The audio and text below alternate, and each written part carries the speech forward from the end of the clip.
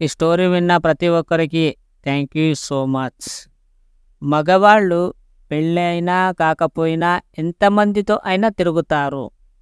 శోభన్ బాబు, జగపతి బాబు లాంటి వాళ్ళు ఇద్దరు హీరోయిన్స్తో గంతులేసి ఇద్దరిని పెళ్లి చేసుకుంటే కరుణామాయుడు ఇద్దరి లైఫ్ ఇచ్చి ఆదుకున్నాడు అంటారు.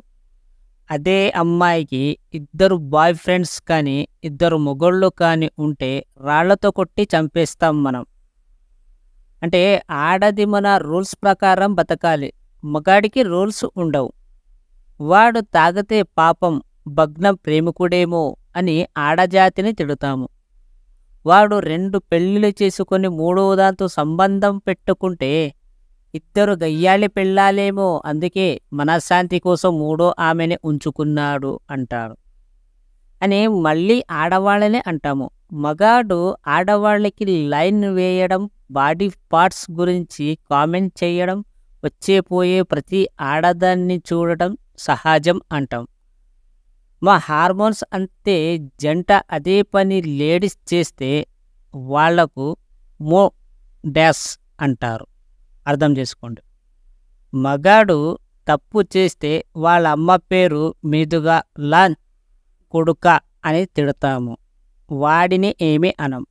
ఏ ఆడపిల్లైనా ప్రేమలో పడితే ఆమె ఏదో వ్యభిచారం చేసినట్టు మాట్లాడతాము. ఆ ప్రేమ సంగతి ఇంట్లో తెలిసి పెద్దవాళ్ళు బలవంతంగా వేరే పెళ్లి చేసి అది మోసగత్తే ఒకడిని దేవదాసు చేసింది. ఇప్పుడు దాన్ని భాగోత్తం దాచి మొగుడిని బక్రాత్ చేసింది. పెళ్ళయ్యాక ముందు దీని వేషాలు తెలిసి మొగోడు ఏమైపోతాడో అంటాము.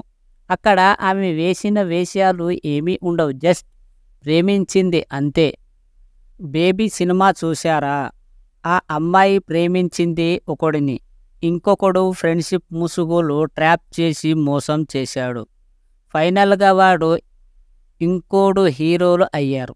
తెలియనితనం వల్ల మోసపోయిన అమ్మాయిని బీచ్ అయ్యింది. ఆమెని పెళ్లి చేసుకున్నవాడు ఎర్రి పుష్పం అయ్యాడు. అది మనం జడ్జిమెంట్.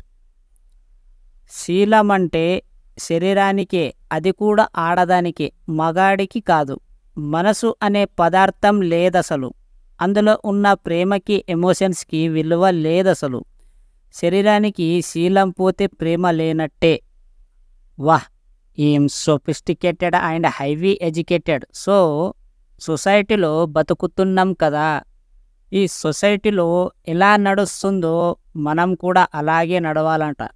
ఎందుకంటే నడవకపోతే మనల్ని అలాగే బ్లేమ్ చేస్తారు, ఇది పక్కా.